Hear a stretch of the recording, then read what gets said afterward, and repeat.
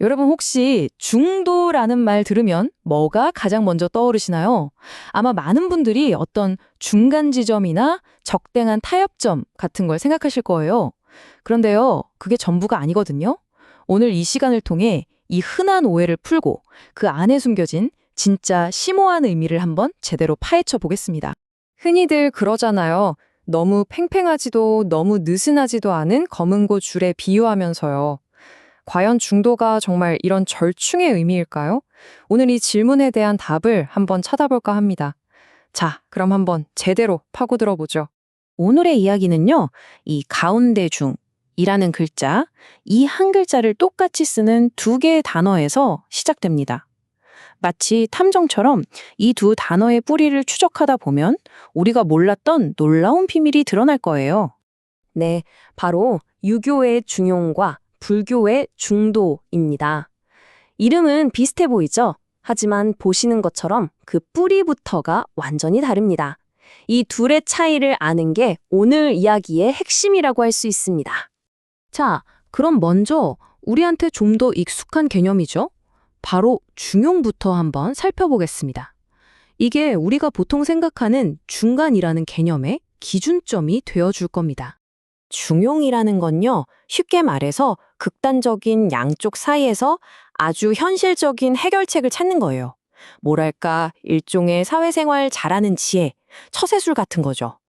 자, 그럼 이 글자를 한번 뜯어볼까요? 첫 글자인 중은요, 원래 저 넓은 들판 한가운데에 깃발이 딱 꽂혀 있는 모습을 본뜬 글자입니다. 그러니까 정중앙, 관역의 명중, 이런 뜻을 담고 있는 거죠. 이 두 번째 글자가 정말 재미있어요.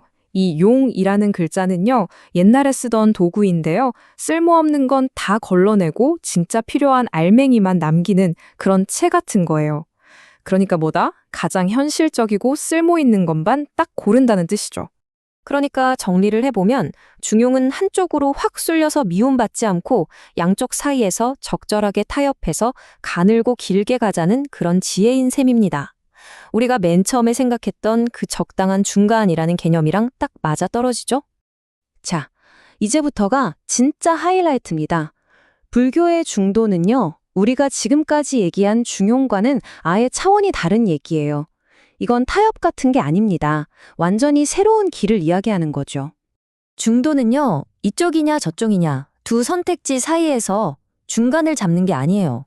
오히려 그 양쪽 극단이 둘 다 틀렸다는 걸 간파하고 그 두 개를 시원하게 버리는 데서 시작합니다. 결정적인 차이는 바로 이 두 번째 글자 도에 있습니다. 이 도는요, 여러 옵션 중에 하나를 고르는 게 아니라 궁극의 진리로 가는 단 하나의 유일하고 올바른 길을 의미합니다. 완전히 다르죠. 바로 이겁니다. 붓다가 왕자 시절에 극단적인 쾌락과 출가 후에 극단적인 고행 사이에서 적당히 타협했을까요? 절대 아니죠. 붓다는 그 두 가지 길 모두가 깨달음과는 아무 상관없는 잘못된 길이라는 걸 깨닫고 과감하게 둘 다 버렸습니다. 그리고 완전히 새로운 제3의 길, 바로 중도를 걸어가신 거죠. 좋아요. 그럼 중도가 길이라는 건 알겠는데 그 길 대체 어떻게 가야 할까요? 다행히도 부처님께서 우리를 위해 아주 상세한 내비게이션, 일종의 지도를 남겨주셨습니다. 그게 바로 사성제입니다. 네, 바로 사성제. 보통 4가지 성스러운 진리라고 번역되는데요. 이게 바로 중도라는 길을 걷는 구체적인 실천 매뉴얼인 셈입니다. 근데 여러분, 한번 생각해 보세요. 괴로움이 성스러운 진리다? 뭔가 좀 이상하지 않나요? 괴로운데 그게 어떻게 성스러울 수가 있죠? 사실 이 번역은 원문의 진짜 깊은 뜻을 다 담아내지 못하고 있어요. 원래 의미에 더 가까운 번역은 바로 이겁니다. 귀 기울여 듣고 널리 선포할 만한 4가지 선언. 여기서 성은 귀 기울여 듣는다는 뜻이고 제는 목청껏 외칠 만한 진리라는 뜻이거든요. 그러니까 이건 그냥 믿어야 할 진리가 아니라 우리 모두가 듣고 실천해야 할 강력한 액션 플랜 같은 거죠.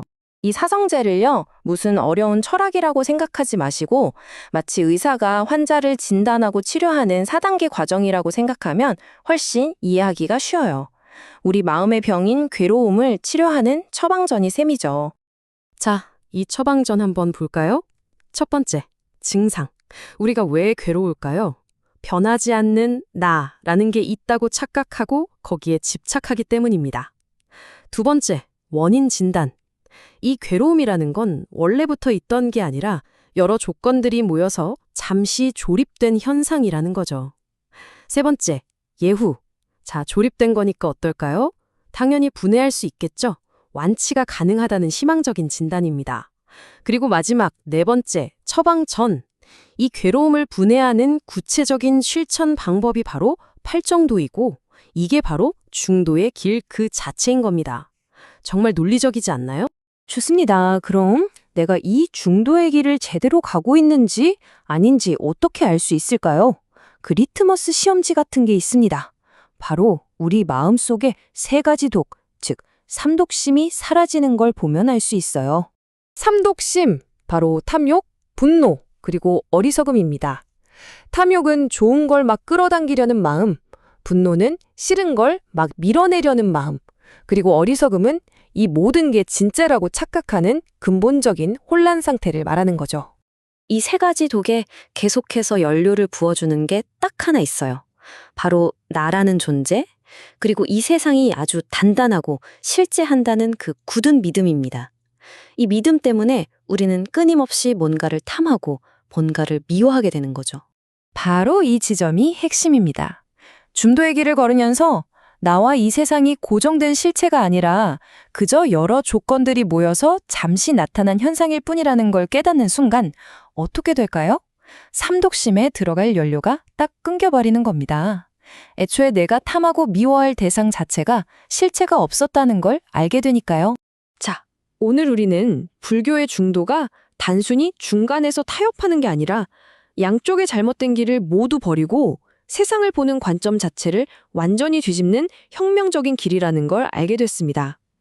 어쩌면 진정한 행복이라는 건 우리 삶의 여러 요소들 사이에서 균형을 맞추는 게 아니라 그 삶을 바라보는 내 생각, 내 관점 자체를 180도 바꾸는 데 있는 게 아닐까요? 이 질문을 여러분께 남기면서 오늘 이야기 마치겠습니다.